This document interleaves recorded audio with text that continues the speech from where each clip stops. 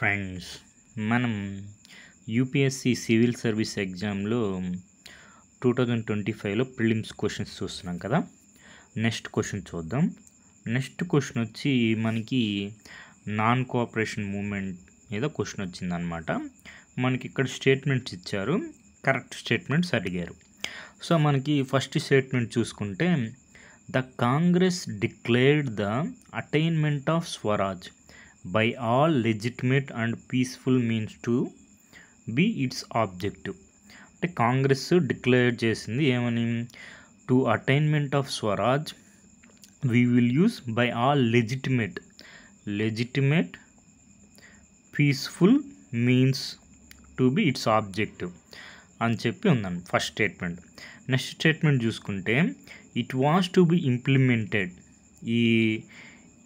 ఈ కాంగ్రెస్ వాళ్ళు డిక్లేర్ చేశారు కదా attainment of Swaraj, it was to be implemented in stages. It was to be implemented అంటే నాన్ కోఆపరేషన్ మూవ్మెంట్ గురించి మాట్లాడుతున్నారు అనమాట. Implemented in stages with civil disobedience and non payment of taxes for the next stage only if Swaraj did not come within a year and the government resorted to repression. So మనం already discuss చేసుకున్నాం కదా, numbers ఉంటే జాగ్రత్త చూసుకోవాలి. Only if Swaraj did not come within a year and government resorted to repression. ఇదేంటంటే conditions అనమాట. మనకి next stage అమలు పరుస్తాం ఎప్పుడు, civil disobedience, non payment of taxes అనేది నెక్స్ట్ స్టేజ్. అది ఎప్పుడు ఇంప్లిమెంట్ చేస్తామని చెప్తున్నారంటే, మనకి స్వరాజ్ అనేది విత్ ఇన్ ఇయర్లో రావాలి. రాకపోయినా మరియు government resorted to repression, government కనుక రిప్రెషన్ స్టార్ట్ చేసినా మనం ఇంప్లిమెంట్ చేస్తాము civil disobedience, non payment of ట్యాక్సెస్ని అని చెప్పి. సో మనకి ఇక్కడ ఈ కరెక్ట్ రీజన్ చెప్పే స్పెసిఫిక్ సోర్స్ అయితే లేదు. జస్ట్ కాంగ్రెస్ ఏం డిసైడ్ చేస్తుందంటే, ఇంప్లిమెంట్ చేయండి సివిల్ డిసొబీడియన్స్ కానీ నాన్ పేమెంట్ ఆఫ్ ట్యాక్సెస్ కానీ. ప్రొవిన్షియల్ కాంగ్రెస్ మీరు మీరు గనక పీపుల్ రెడీగా ఉన్నారని భావిస్తే ఇంప్లిమెంట్ చేయండి అని చెప్తారు. అంతేగాని ఇట్లా కండిషన్ స్వరాజ్ 1 ఇయర్లోనే వచ్చేయాలి, 1 ఇయర్లోనే రాకపోతే మనం నెక్స్ట్ స్టేజ్ ఇంప్లిమెంట్ చేస్తాం, నెక్స్ట్ లేకుంటే government resort to repression. So మరి 2 కండిషన్స్ ఫుల్ఫిల్ అవ్వాలి. సో ఇట్లా అంతా ఏం లేదు, జస్ట్ మీకు నాన్ కోఆపరేషన్ మూమెంట్ స్టార్ట్ చేసిన తర్వాత మనకి పీపుల్ రెడీగా ఉన్నారు సివిల్ డిసొబీడియన్స్కి, next non payment of taxes next స్టేజ్కి రెడీగా ఉన్నారంటే ఇంప్లిమెంట్ చేయండి అని చెప్తారు అనమాట. సో మనం కాన్సెప్ట్ చూద్దాం. ఇది రకరకాల వాళ్ళు బోత్ 1 and 2 అంటున్నారు నా ఆన్సర్, కానీ నా అభిప్రాయంలో మాత్రం ఓన్లీ 1 అనేది కరెక్ట్ స్టేట్మెంట్ అనమాట. ఏ అనేది ఆన్సర్ అవుతుంది అనమాట. అఫీషియల్ కీలో వచ్చినప్పుడు మీరు చూసుకోండి కరెక్ట్ ఆన్సర్ ఏదో, ఓకేనా. సో మనం కాన్సెప్ట్ చూద్దాం.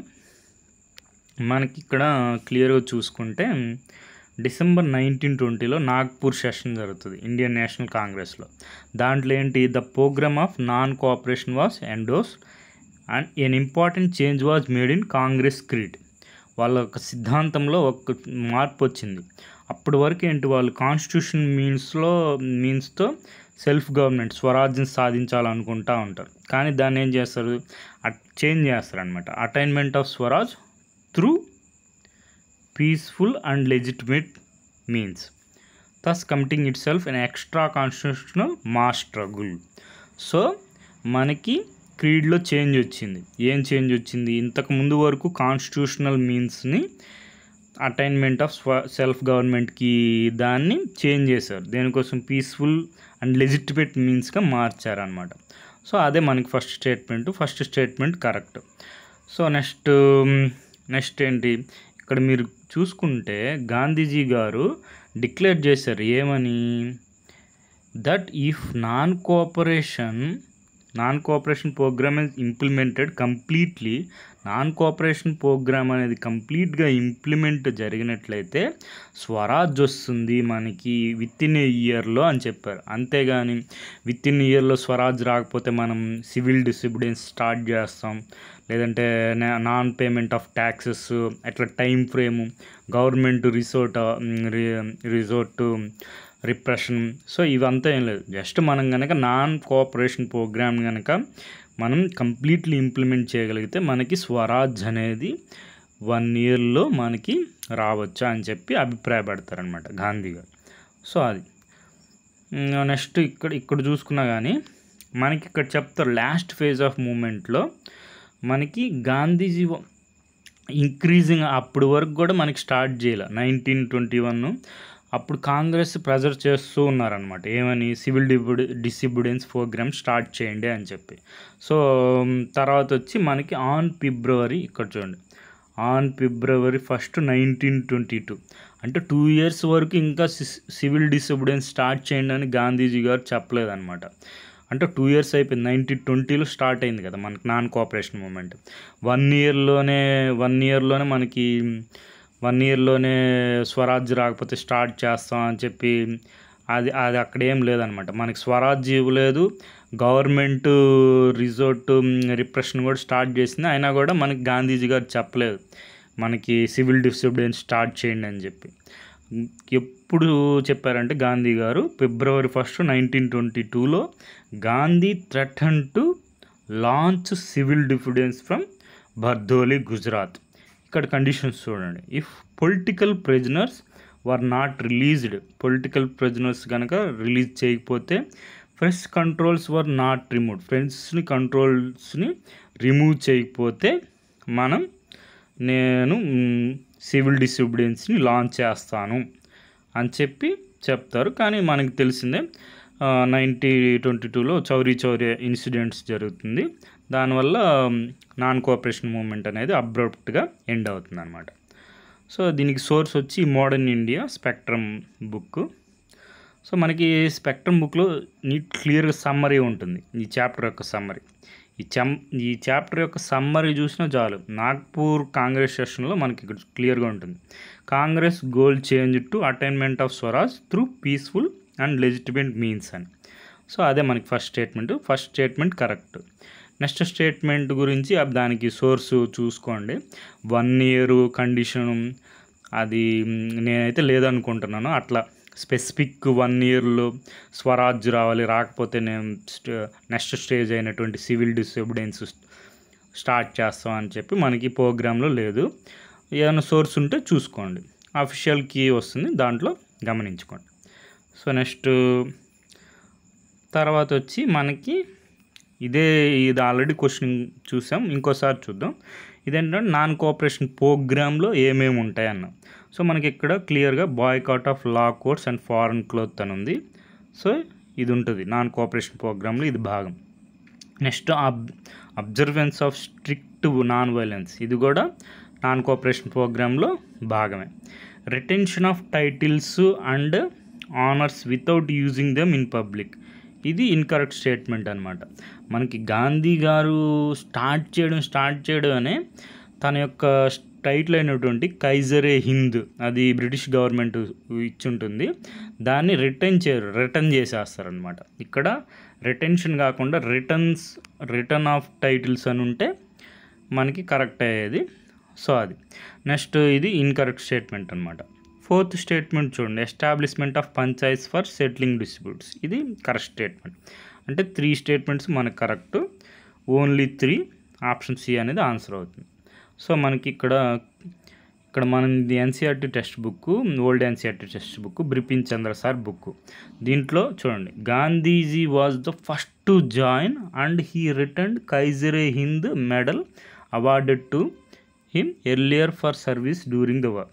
సో కైజరే హింద్ అనే దాన్ని మనకి రిటర్న్ చేసేస్తారు.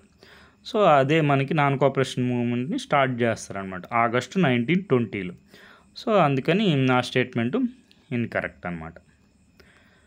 సో ఇదంతా ఒకసారి చూసుకోండి, మొత్తం రాబోయే ఎగ్జామ్స్లో మనకి క్వశ్చన్స్ వచ్చే అవకాశం ఉందన్నమాట. సో తర్వాత వచ్చి మనకి ఈ పాయింట్ చూడండి, ఇక్కడ hundreds of lawyers including Chittaranjan Das, CR Das, popularly known as Deshbandhu, Motilal Nehru, Rajendra Prasad gave up their legal practice. Non cooperation మూమెంట్లో భాగంగా gave up their legal practice. CR Das గారు దేశబంధు, సిఆర్ దాస్ లీగల్ ప్రాక్టీస్ని గేవ్ అప్ చేశారు. ఈ పాయింట్ గుర్తుపెట్టుకోండి. సో నెక్స్ట్ ఏంటి, తర్వాత మనకి ఇక్కడ మీరు చూసినట్టే Congress now decide to rise to the movement higher లెవెల్కి కాంగ్రెస్ మూమెంట్ని రైజ్ చేయాలనుకుంది, డిసైడ్ చేసింది. It permitted to Congress committee of a province to start civil disobedience or disobedience of British laws including non-payment of taxes if in its opinion the people were ready for it. నేను చెప్పాను కదా, if in its opinion ఆ province Congress committee యొక్క ఒపీనియన్లో people కనుక రెడీగా ఉన్నట్టయితే మీరు సివిల్ డిసోబిడియన్స్ని ఆర్ డిసోబిడియన్స్ ఆఫ్ బ్రిటిష్ లాస్ని ఇంక్లూడింగ్ నాన్ పేమెంట్ ఆఫ్ ట్యాక్సెస్ని స్టార్ట్ చేయండి అని చెప్తుంది. అంతేగాని స్వరాజ్ విత్ ఇన్ 1 yearలో రాకపోతే, లేదంటే గవర్నమెంట్ రిజార్ట్ టు రిప్రెషన్కి ఆ 2 కండిషన్స్ ఫుల్ఫిల్ అయితేనే మీరు స్టార్ట్ చేయండి అని చెప్పదు. జస్ట్ మేము రైజ్ చేయాలనుకుంటున్నాం, నెక్స్ట్ లెవెల్ తీసుకెళ్ళాలనుకుంటున్నాం మూమెంట్ని, మీ యొక్క ప్రావిన్స్లో పీపుల్ కనుక రెడీగా ఉంటే civil disobedience or disobedience of British లాస్ని ఇంక్లూడింగ్ నాన్ పేమెంట్ ఆఫ్ ట్యాక్సెస్ని స్టార్ట్ చేయండి అని చెప్తుంది అనమాట. సో అది తర్వాత మనకి ఇవంతా చూసుకోండి. ఈ పాయింట్ కూడా మనం చెప్పుకున్నాం కదా. On 1st February 1992, Mahatma Gandhi announced that he would start mass civil disobedience. Announce చేస్తారు February 1st, 1922లో, including non payment of taxes. ఇక్కడ నెంబర్ ఉంచండి, అన్లెస్ వితిన్ 7 days. ఇక్కడ కూడా 1 year లేదు, 7 days లోపల పొలిటికల్ ప్రిజనర్స్ కానీ రిలీజ్ చేయకపోతే, press ఫ్రీడ్ from the government control, అంటే ప్రెస్కి ఫ్రీడమ్ ఇవ్వకపోతే గవర్నమెంట్ నుంచి, సో నేను మాస్ సివిల్ డిసోబిడియన్స్ స్టార్ట్ చేస్తాను. ఎన్ని డెడ్ లైన్ ఎంత ఇచ్చారు, 7 days మాత్రం, within 7 days. So within 1 year ఇక్కడ కూడా లేదు, పోనీ ఇక్కడ చూద్దాం. సో దానికి సోర్స్ ఏమైనా దొరుకుతామో చూసుకోండి, వితిన్ 1 year అనేది. సో వితిన్ 1 year మనం ఒక్క చోట వస్తుంది, ఏమని గాంధీ గారు తన అభిప్రాయాన్ని వ్యక్తం చేస్తారు. ఏమని, నాన్ కోఆపరేషన్ ప్రోగ్రామ్ కనుక మనం కంప్లీట్గా ఇంప్లిమెంట్ చేయగలిగితే మనకి స్వరాజ్యం 1 సంవత్సరంలో సిద్ధించవచ్చు అని చెప్తారు, అంతే.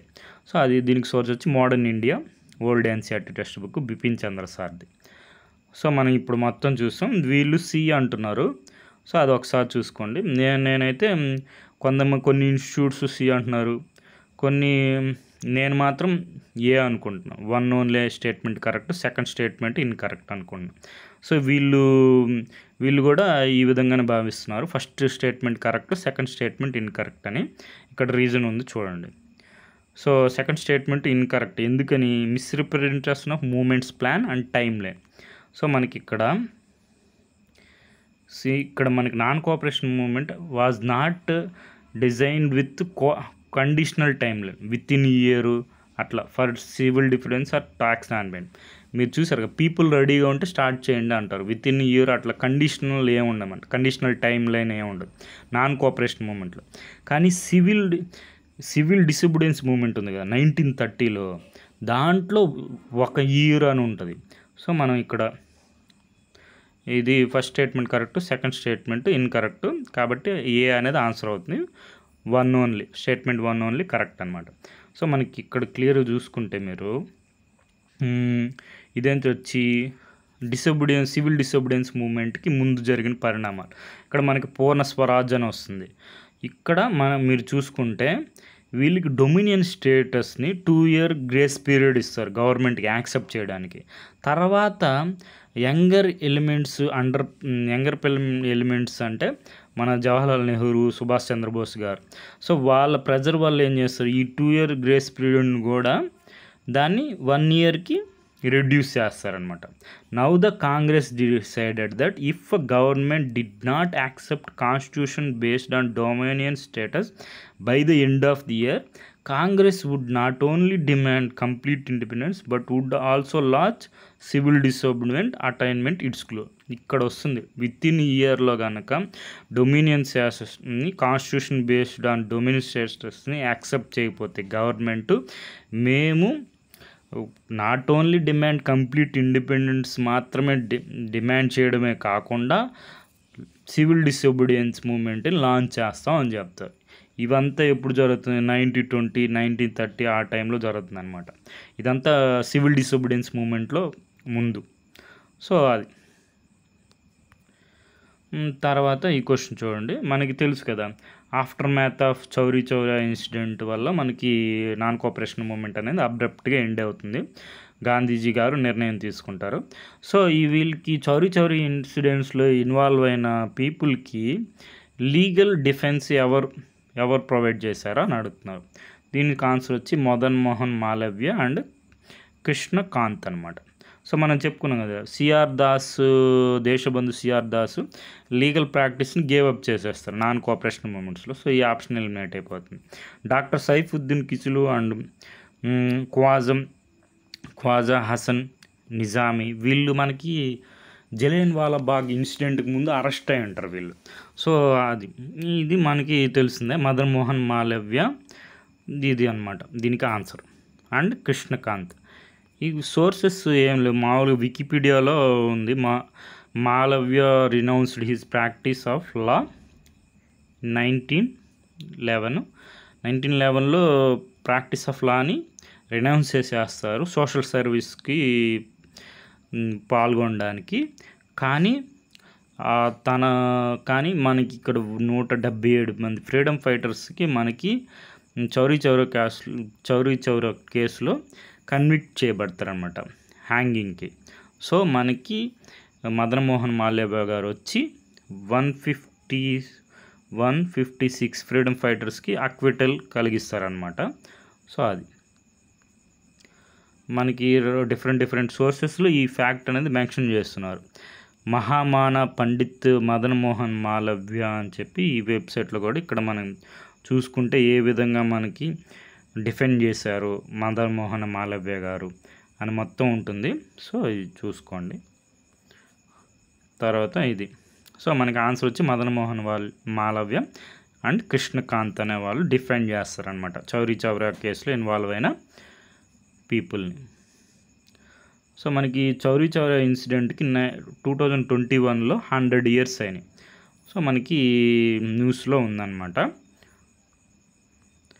తర్వాత వచ్చి పండిత్ మదన్ మోహన్ మాలవ్య గారి గురించి కూడా న్యూస్లో కవర్ అవుతూ ఉంటుంది. బర్త్ యానివర్సరీ అట్లా December 25th బర్త్ యానివర్సరీ అనమాట. సో మనకి మహామానా అనేది బిరుదు అనమాట, గాంధీజీ గారు ఇస్తారు పండిత్ మదన్ మోహన్ మాలవ్య గారికి మహామానా అని చెప్పి.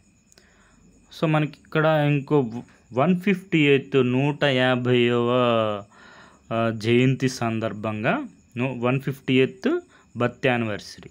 సో అప్పుడు ఇది ఇక్కడ మనకి అఖిల భారతీయ కార్యకారి మండల్ అనే వాళ్ళు ఈ ఒక రిలీజ్ చేశారు. దాంట్లో మనకి మదన్ మోహన్ మాలవ్య గారి గురించి గొప్పతనం గురించి అది మొత్తం ఉంది ఇక్కడ. దాంట్లో వీళ్ళు కూడా మెన్షన్ చేశారనమాట ఇక్కడ. ఇదిగో established practice of law in 1911 for ever అంటే మనకి సోషల్ సర్వీస్లో పాల్గొనడానికి 1911లో మదన్ మోహన్ మాలవ్య గారు ప్రాక్టీస్ ఆఫ్ లాని రినౌన్స్ చేస్తారు. కానీ మనకి 177 ఫ్రీడమ్ ఫైటర్స్కి కన్విక్ట్ అవుతారు to be hanged in Chauri Chaura case.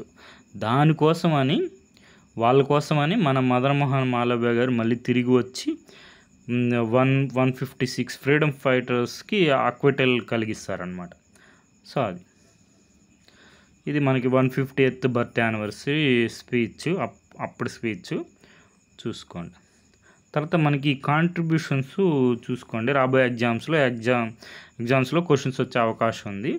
మనకి పండిత్ మదన్ మోహన్ మాలవ్య గారు మనకి ఇండస్ట్రియల్ లేబర్ని, సిస్టమ్ ఆఫ్ బాండెడ్ లేబర్ని అబాలిష్ మనకి ఎండింగ్ ద ఇండియన్ ఇండస్ట్రియల్ సిస్టమ్ని ఎస్పెషల్ ఇన్ కరేబియన్లో మనకి కాంట్రిబ్యూషన్ అనమాట. సో నెక్స్ట్ ఇంకా ఇది తెలిసి ఉంటుంది మీకు, founded Benaras Hindu University in 1916. Benaras Hindu యూనివర్సిటీని స్థాపించింది కూడా పండిత మదన్ మోహన మాలవ్య గారు అనమాట. నెక్స్ట్ ఈ పాపులరైజ్డ్ టర్మ్ సత్యమేవ జయతే, దీన్ని పాపులర్ చేసింది కూడా పండిత్ మదన్ మోహన మాలవ్య గారే. ఇది ఆల్రెడీ క్వశ్చన్ వచ్చింది యూపీఎస్సీ సివిల్ సర్వీస్ ప్రిలిమ్స్ ఎగ్జామ్లో. సత్యమేవ జయతే ఎక్కడి నుంచి తీసుకున్నారని, ముండాక ఉపనిషత్తు నుంచి తీసుకున్నారనమాట. ముండాక ఉపనిషత్తు నుంచి సత్యమేవ జయతే, ఇది మనకిప్పుడు నేషనల్ మోటో ఆఫ్ ఇండియా అనమాట. సో నెక్స్ట్ ఇంకా జర్నలిస్ట్గా చూసుకుంటే ఇవి జనరల్ చూసుకోండి. హిందీ వీక్లీ అనేది Abhyudaya, next Hindi monthly Maryada, next English daily Leader, ఇవన్నీ మహామాన పండిత్ మదన్ మోహన్ మాలవ్య గారి న్యూస్ పేపర్స్, వీక్లీస్ ఇవన్నీ. So monthlies.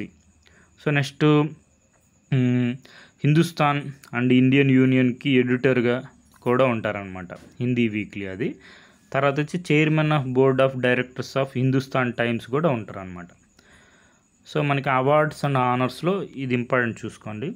2014లో మనకి పండిత్ మదన్ మోహన్ మాలవ్య గారికి భారతరత్న సత్కారంతో మనకి అత్యున్నత తెలిసిందే కదా భారతరత్నతో గౌరవిస్తారనమాట. పాస్తుమస్లీ అంటే మరణాంతరం.